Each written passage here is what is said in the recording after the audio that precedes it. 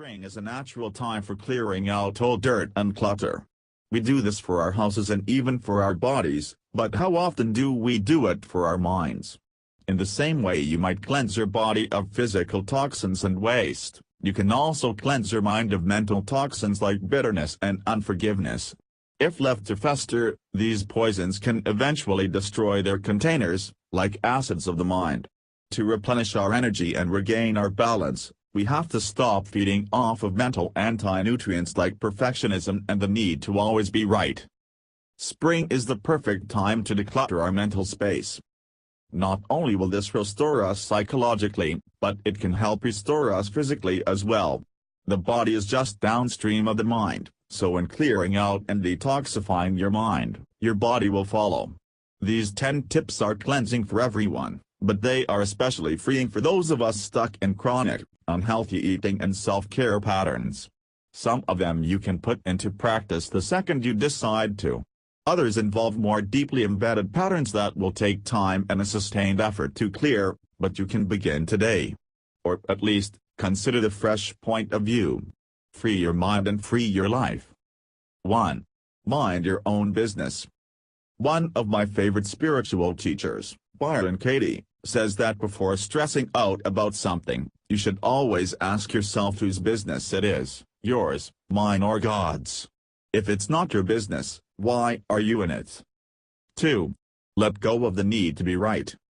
Is it truly more important to you to be right about something than to preserve your relationships with others? Have you ever loved anyone more because they were right and you were wrong? Decide if you'd rather be right or be close to people. 3. Stop blaming, shaming and complaining. Every one of these toxic habits is about giving your core power to something outside of your control. Stop it. It can't save you. It's not the difficult person or situation that causes your distress. It's the story you tell yourself about what it means that causes you pain. Take control of what you tell yourself about difficulties and challenges, and the circumstances of your life will no longer have the power to blow you around like a tumbleweed. 4. Stop trying to please and impress everybody. You won't die if someone disapproves of something you say or do. Who are you? If you're always trying to measure up to other people's standards, you'll never find out. 5. Clean up unfinished business. Pick an unpleasant task you've been putting off for a long time and just do it today. Eckhart Tolle says, "That which stands in the way is the way." You will feel 20 pounds lighter. 6. Forgive someone. Often we believe that forgiving someone will let them off the hook, so we hold on to our unforgiveness to punish them. But the truth is, when we forgive others, we free ourselves. Try it and see. 7. If you're in the wrong, make it right.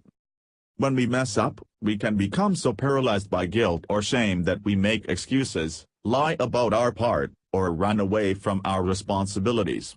Because the essential pain of not owning our wrongs is in our own hearts, there's no real escape that way. Here's what we told our kids when they were growing up: when you do something wrong, tell the truth. Apologize. Make it right if you can. Owning up means it won't own you. 8. Let go of perfectionism. This may be the single most toxic mental habit of them all.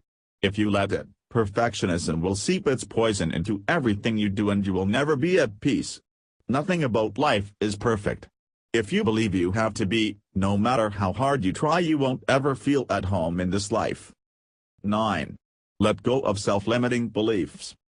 Limiting beliefs about what we can or can't do are like chalk lines we draw on the floor around ourselves.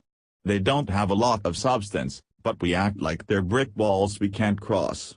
Just because you think you can never lose weight or hit some performance goal doesn't make it true.